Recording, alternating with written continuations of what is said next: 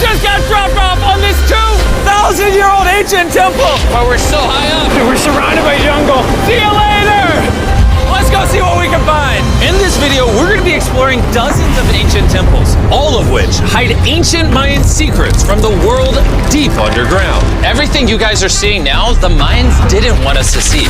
Nobody gets to go where we're going, including exploring one of the 7 wonders of the world. But we only have 100 hours to make discoveries. Dude, I'm discovering these stairs are huge. Yeah, I want to find an escalator. Let's go discover the secrets of the Mayans. This is the door to the inside of this massive Mayan temple. Oh, that's a deep tunnel.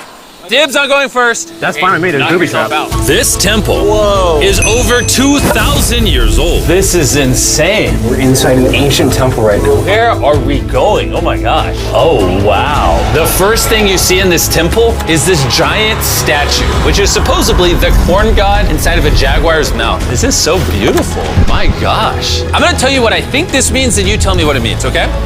This is a hand. This is a parade. That's a toilet.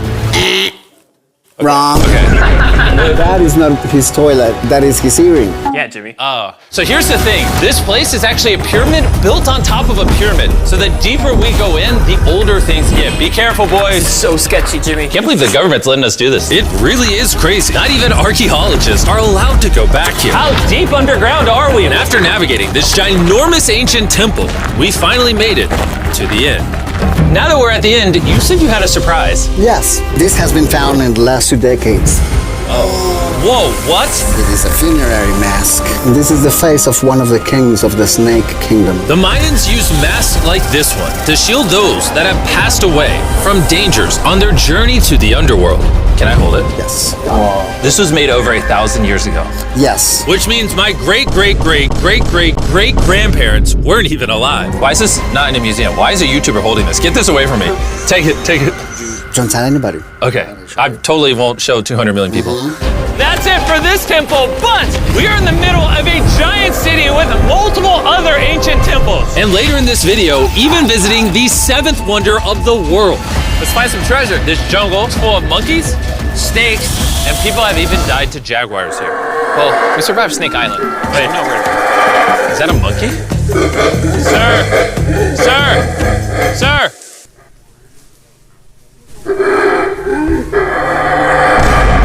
Well, guys, this is where we're gonna be camping tonight. Oh, look at these hammocks. We still have over a dozen temples to explore. I need you guys to get some good sleep because this video is just getting started. Good morning, boys! Morning. First things first, we need to explore the rest of this massive abandoned city. And looking at it now, it's hard to imagine what it might have looked like. And so I'll just show you. Over 100,000 people used to live in this city.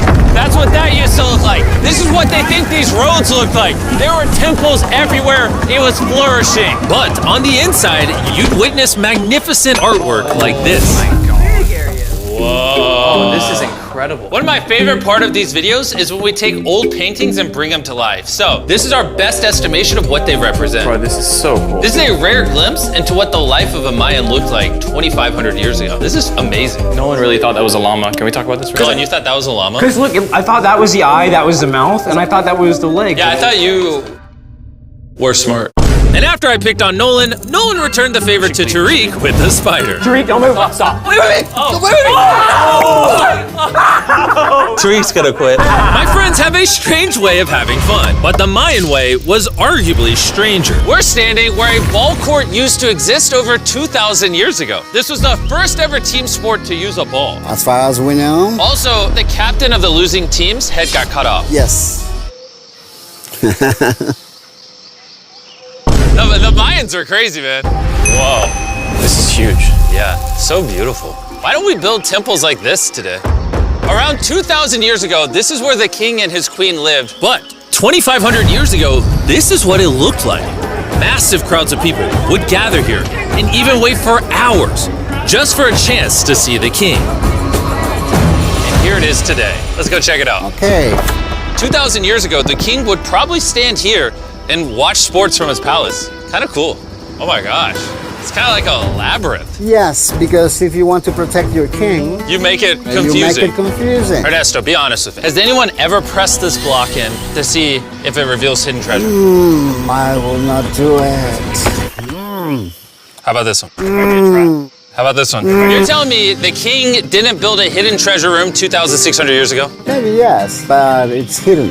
With the hopes of finding the king's treasure, we ventured to a cave deep in the jungle where the treasure may lie. Hey, Jimmy did not say anything about bats, bro. Oh my God, Joe, there's so many bats. They just flew right behind our heads. The Mayas, they used to think that this is the mouth of the monster of the earth. Look above us right now. We're surrounded by bats. Thousands of bats swarming us. Dude, it's a bat tornado. If there is a Mayan treasure there, it's under tons of Bat poop. bat poop. I feel like I've already found my treasure. This is beautiful. We're gonna leave. There's a lot of bats. I would prefer if you go faster. Oh, I got food on. Oh! For me, this is a real treasure. I hit my hand. Okay, don't laugh. We gotta get out of here.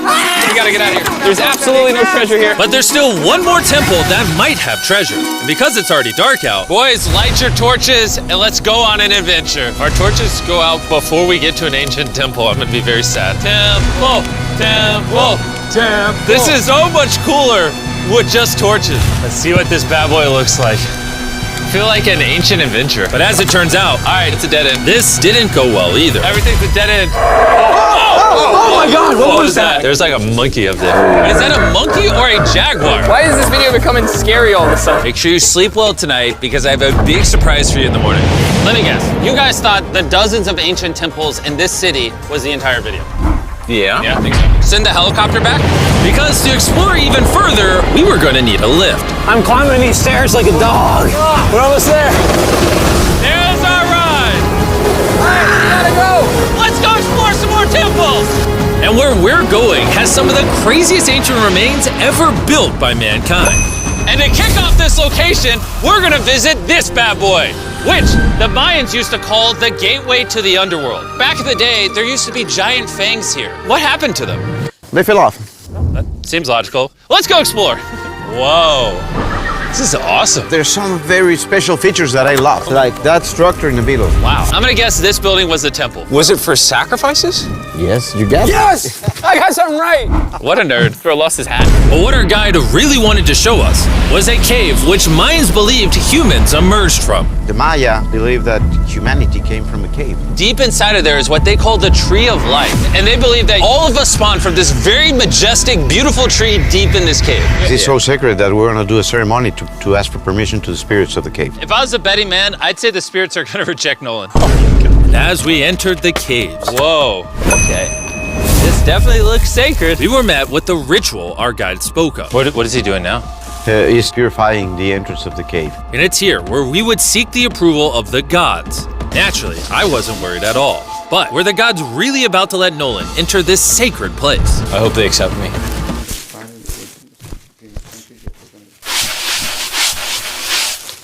I think it's good. Oh. What is he doing? Is he good? Come on. The spirits didn't reject him. Thank goodness. So, with the gods officially on our side, we started our journey for the Tree of Life. But the deeper into the cave we went, the hotter it got. Is it just me or is it only getting hotter in this cave? He's getting hotter and the air is gonna be more difficult to breathe. More difficult to breathe, yeah. The deeper you go in the cave, the thinner the air gets. I don't know if you can see the sweat. It's really hot here. This cave just keeps on going. But at least there's no bats. Everything you guys are seeing now, the Mayans didn't want us to see. They literally tried sealing this off. Imagine being a Maya 2,000 years ago, see this beautiful cave, and all of a sudden, see this beautiful room Whoa. and the amazing tree. Oh, am I the only one that thought the Tree of Life was an actual tree? Yes, this is it. This is the sacred ceiba that holds the sky. Are these pots around it the same pots the Mayans created? Yes, sir. So on the tall ones, they put incense and they burn it to get the attention of the gods. This is very cool. If you were a Mayan thousands of years ago and actually believed that this is where humans came from, I understand why they thought this was so sacred. Of course, of course. But this cave is about to get really dangerous because where we're going next, we will literally need an oxygen tank to breathe. Why do I keep doing things in videos that could kill me? It is so So after a few deep breaths to top off on oxygen, How deep are we going? About 2 football fields. Yo, I'm gonna stay up here. You're always backing out on it. He said there was no oxygen. I don't want to hear it. And Nolan may have been onto something, because at the literal first thing our guide wanted to show us. Oh, I'm dizzy and... Oh, you're good? Hey, No, I'm good. whether you like it or not, you're gonna get some oxygen. Breathe. Anyways, what were you saying? Well, there's some ceramic pot shards. Whoa, this is so cool. Can I take one home? Well, you will go to jail. I would go to jail? Yeah, sir. All right, I won't take one home. I can't believe they actually believe me. They're so cool. They're so gullible. Time to blend in and scare them. Look at all the bats in this tunnel. Let's continue. Wait, I actually, unironically, I don't know. Do bats bite humans? I found a hiding spot. Oh, there's a bat. Jimmy, get you a hit of this oxygen. So we're only getting deeper. Here, get you some. Air's getting thicker. But as we got closer to the end, we were confronted by the final boss of this secret tunnel. See those the stalactites? Jimmy, behind you is the biggest spider in the world. Oh my God! What did the Mayans give the insects down here? Why do you think the world's largest spider is at the end of a secret tunnel in the most sacred place of the Mayans? It's protecting something. What do you think? I think so. So instead of fighting the final boss, we let the secret tunnel keep its secrets. Oh my gosh! That was terrifying. I almost threw the oxygen tank right at your face. And after escaping with our lives, we were exhausted. So we headed to our new camp to turn in. Because not only were we gonna need our energy for the 7th wonder of the world, but for day 4, I wanted to know what the Mayans did for fun. Starting with the first ever team-based game to use a ball. Over 3,000 years ago, the Mayans invented the game of pits, where you score by shooting a ball through a small hoop, kinda like basketball. Only you can't use your hands or your feet. But remember what we said all the way back in day 2. The losing captain's head would get cut off. The head?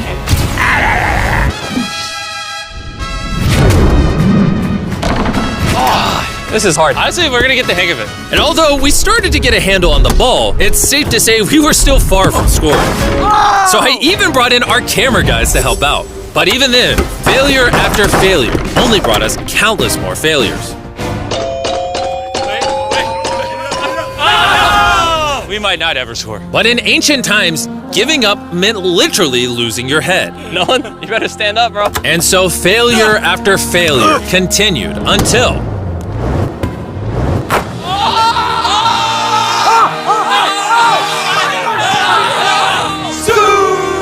And after a long day of this brutal sport, the surviving players might have celebrated by heading down a sinkhole for a relaxing dip in the natural pools. And while I'm not cutting any heads off, Nolan did lose at pits. Is the water cold? You know, it's kind of refreshing. Oh, is it?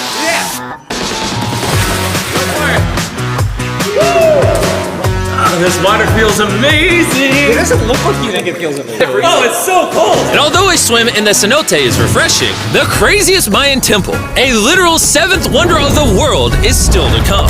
But first, a classic Mayan dinner. So everything you're seeing here is what the Mayans used to eat over 1,000 years ago. As you've heard throughout this video, they worship the corn god. And if you don't know, corn is a main ingredient in tortillas. Whoever's editing this, did the Mayans invent tacos, yes or no? To our final night, cheers. Enjoy the Mayan tacos. And to wrap up the night, we have a special Mayan dessert, the brand new Feastables peanut butter cups. Wait, brand new, but it's a Mayan dessert? Don't ask questions, it's dessert. Here you go. The king of marketing over here. Bro, look at how much peanut butter is in there. Isn't it sad that there are humans on this earth whose taste buds have not been blessed with the brand new Feastables peanut butter cups? So if you want an ethically sourced, amazing tasting snack, make sure you reach for Feastables. It's good. The only Mayan approved snack on the planet. Before I go to sleep, I want to let you guys know that I'm giving away $500,000 to 10 random people that subscribe to the channel. No joke, my birthday is coming up, and to celebrate, 10 random people that subscribe to the channel will win $50,000 each. Thanks to Jack Links, the best beef jerky, for providing me with this awesome birthday present. And I'll see you guys at the 7th wonder of the world. And with the last remaining hours of our trip here, it's the moment you've all been waiting for. The 7th wonder of the world, the Temple of Kukulkan. Bro, this is so cool. I can't believe we're actually here. Kukulkan is one of the 7 wonders of the world, partially for its grand size, but weirdly enough, also for the way it sounds. The Mayans somehow constructed this in a way where if you clap in front of it, you hear what sounds like a laser coming back at you. All right, anyways, what we actually came here for. At the top of this pyramid is a temple so sacred to the locals that no one is allowed up there, which begs the question of what Mayan secrets lay in that ancient room. Out of respect for the culture and all the people who hold this very sacred, we are not going to touch the temple. Instead, we're going to fly this drone up to see what's in that secret room. You cool with this? Yeah, this is cool. Godspeed. Oh my gosh, this looks so majestic. I'm dying to know. All right, let's see what's in this room.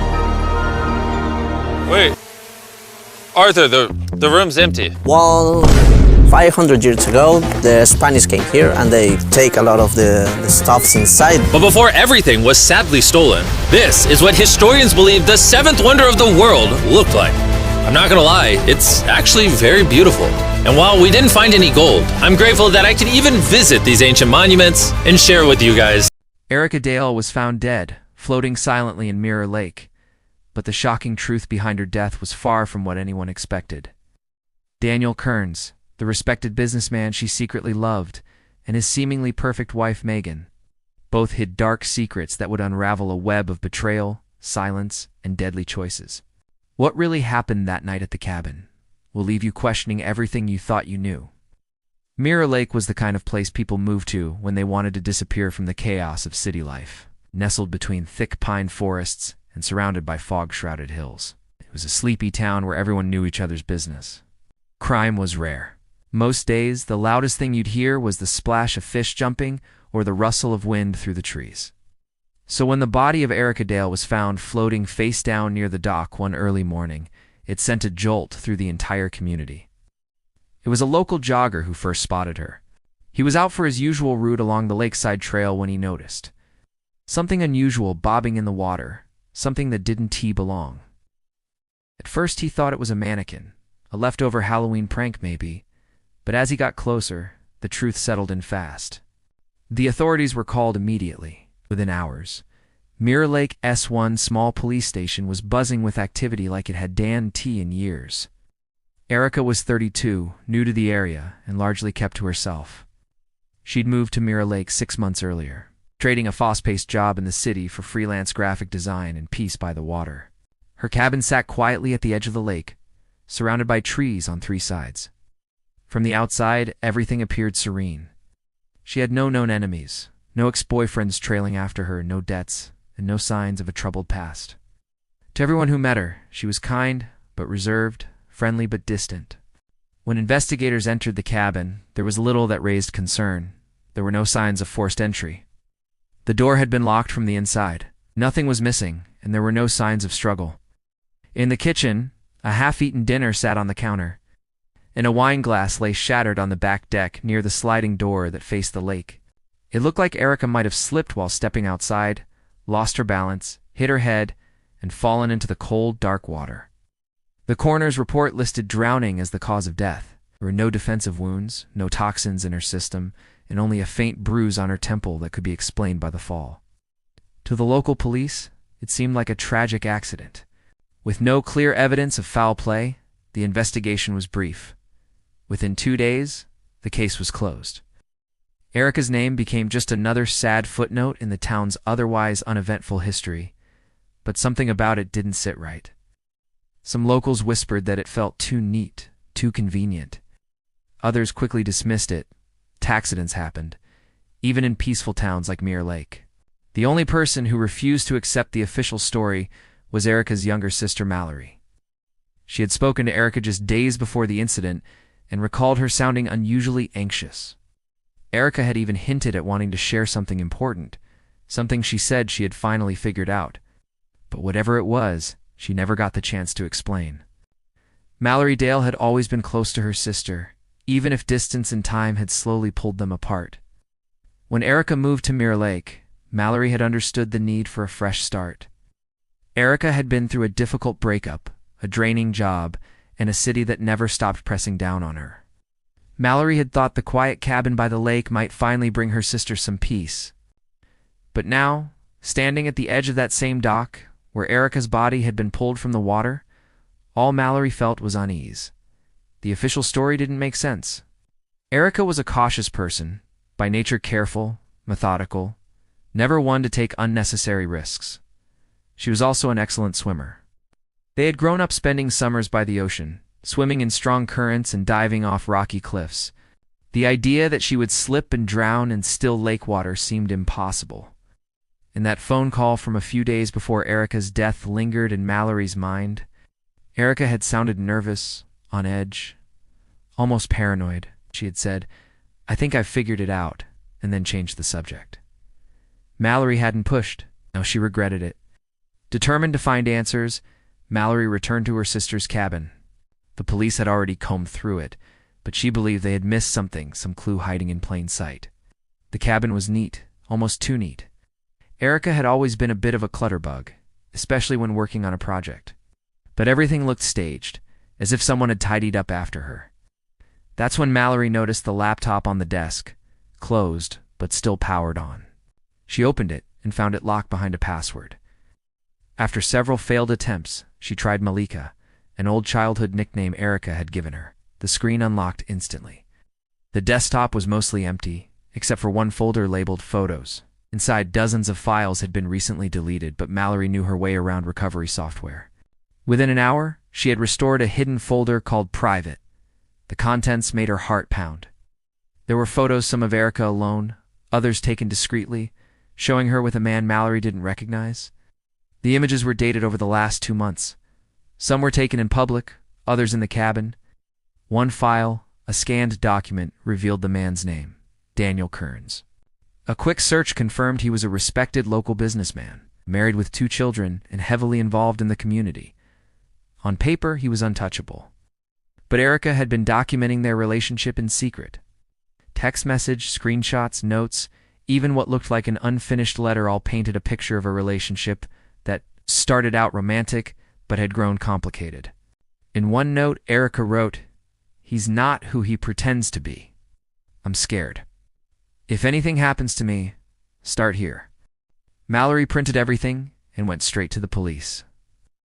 They reopened the case and brought Daniel in for questioning, admitted to the affair, but insisted it had ended weeks before Erica's death.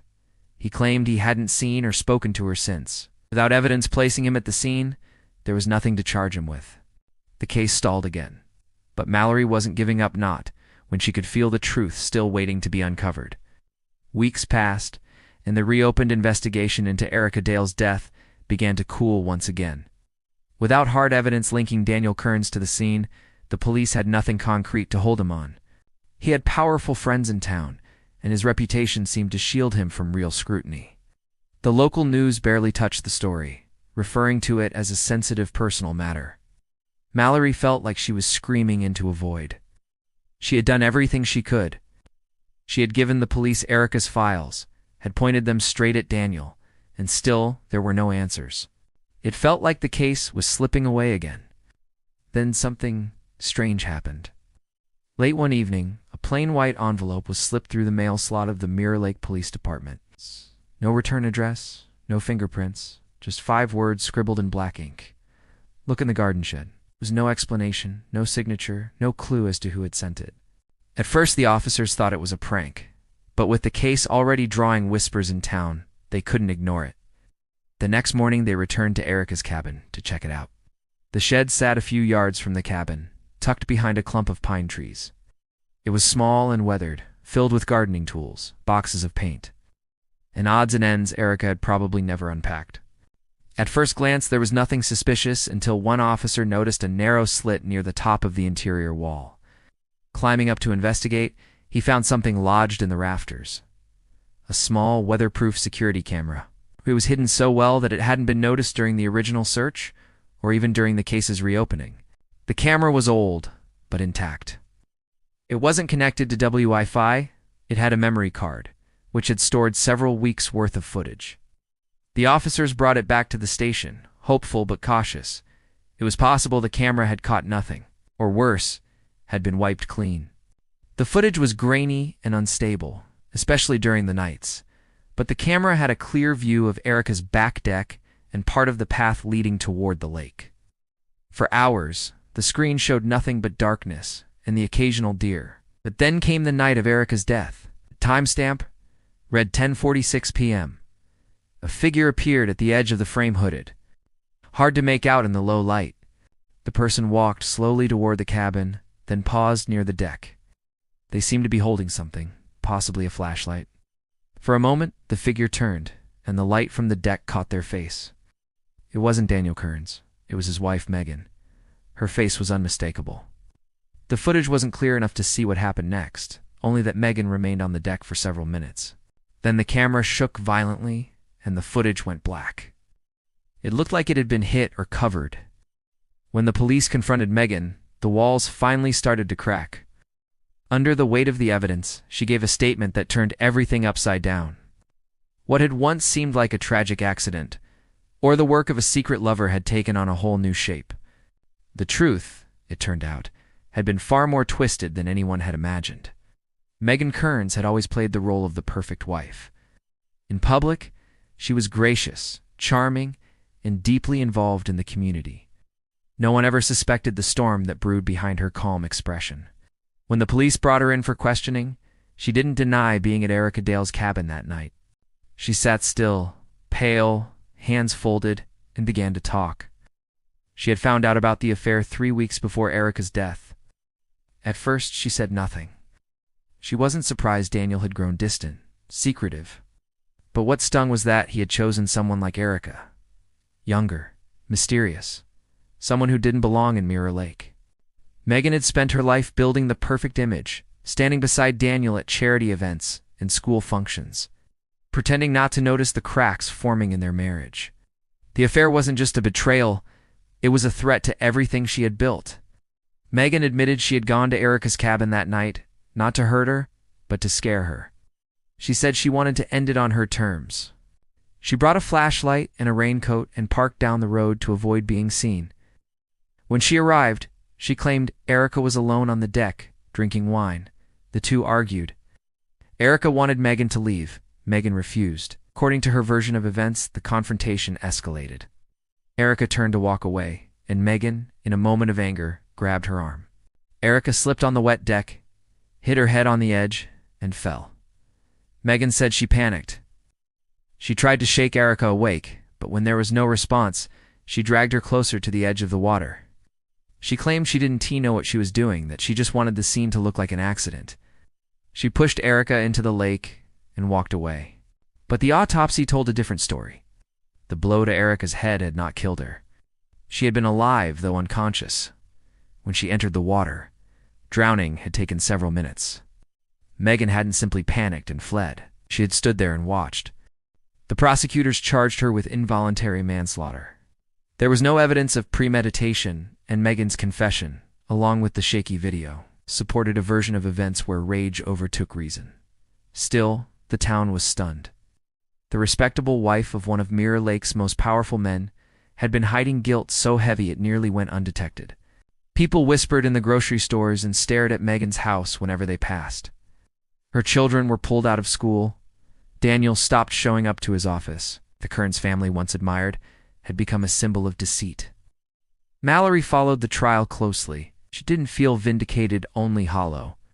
Her sister's death had not been the result of some shadowy plot, not a masked killer or a calculated move. It had come from jealousy, rage, and a chain of bad decisions. But just when the case seemed to be at its final chapter, one last piece of the puzzle surfaced.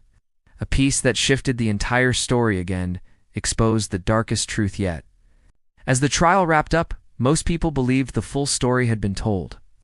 Megan Kearns had confessed, taken responsibility, and would face the consequences. The town began to settle back into its usual rhythm, though with a lingering sadness. But the investigation wasn't quite over. During routine evidence review, a police technician was tasked with archiving all the digital files connected to the case. Among the items was a backup memory card from Erica's garden shed camera. This second camera angle had been overlooked during the frantic early days of the investigation. Footage had been stored separately, and until now, no one had bothered to analyze it thoroughly. The technician was surprised by what they found. The video showed the same night as the fatal encounter, but from a different perspective. It captured the edge of the dock and part of the path leading to the cabin from the woods. The night was still, shadows stretching across the screen. For several minutes, the scene was empty. Then, a figure appeared, quiet, cautious, almost ghost-like. It was Daniel Kearns. He moved slowly through the shadows, keeping to the tree line, watching the cabin without making a sound. His face was partly hidden by a hood, but there was no mistaking him. He stayed in place for over 5 minutes, hidden from view, but close enough to see what was happening. What the camera captured was chilling. Megan arrived first. The argument took place. And after she left, Daniel approached the deck where Erica's body lay in the water. Instead of helping, instead of calling for help, Daniel merely knelt beside her and stared. He reached out once, but then pulled back his hand. For a long time, he just watched. He didn't move to save her. He didn't shout for help. He didn't call anyone. When Erica finally slipped beneath the water, Daniel stood, turned, and walked away into the night. The footage raised uncomfortable questions. Why had Daniel been there at all? Why hadn't he intervened? Was he too afraid? Or did he believe someone else would step in? Or worse, had he been complicit in some way? Legally, Daniel's actions didn't meet the threshold for criminal charges. He hadn't physically harmed Erica, nor had he caused her death directly. Still morally, the town saw him as one of the most guilty people in the tragedy. He had watched his lover drown, silent and unmoving. His silence spoke louder than any confession. The revelation shattered Daniel's already fragile reputation. Sponsors and clients cut ties with him. His marriage was destroyed, and his children stopped speaking to him. He left Mirror Lake soon after, unable to face the judgment and whispers. Mallory, though grateful for the truth, felt no closure. The case had begun as a tragic accident, turned into a story of jealousy and rage, only to end in a haunting portrait of human failure. Her sister had been betrayed by 2 people, one who had acted in a moment of fury, and one who had stood by and watched. Mirror Lake returned to its quiet existence. But the story of Erica Dale lived on, a reminder that behind the peaceful surface, darkness could still lurk. And sometimes, the most shocking truth isn't who pulled the trigger, but who chose to do nothing at all.